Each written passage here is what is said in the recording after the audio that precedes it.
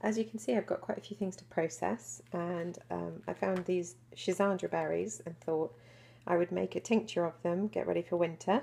So I thought I'd show you how I was making my tincture with the Schisandra berries while I'm doing the rest of my kitchen herbalism. First, we want to start with finding out the volume of alcohol that we want with water to make our tincture. And I am using Club 190, which is a 94.5% alcohol. And I went ahead and did my maths and figured out what I need because this tincture is going to be a 1 to 3 in 40% alcohol. Alright, so I'm just going to weigh out, oops, we need to change the units. When I do my tinctures, I do, when it says 1 to 3 or 1 to 5, I do grams to milliliters. I use metric, so other people do other things, but that's what I like to do best. And so I'm going to just weigh out 100 grams of the Schisandra berries. Should be almost the whole thing, really.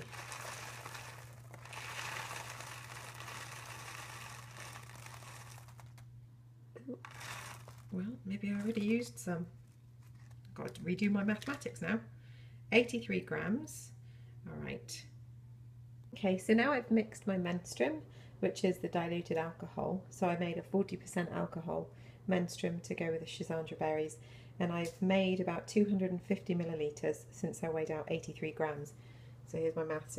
For those of you that like to see the mathematics, I'm a complete nerd, and I do like to make sure that I'm doing it accordingly.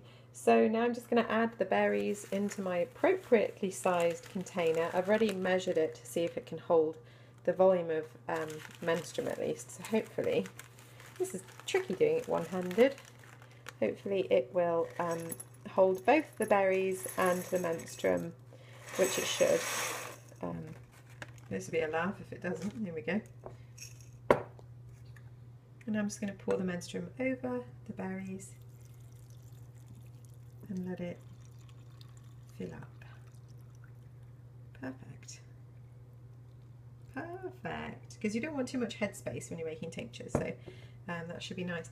Now I'll label it appropriately and I'll give it a good shake every once in a while, and that should be ready in a few weeks. I'm not going to leave it for too long because it can get super sour, and I don't really want that, but it'll be a nice immunomodulator and tonic for when we're all feeling like we need it.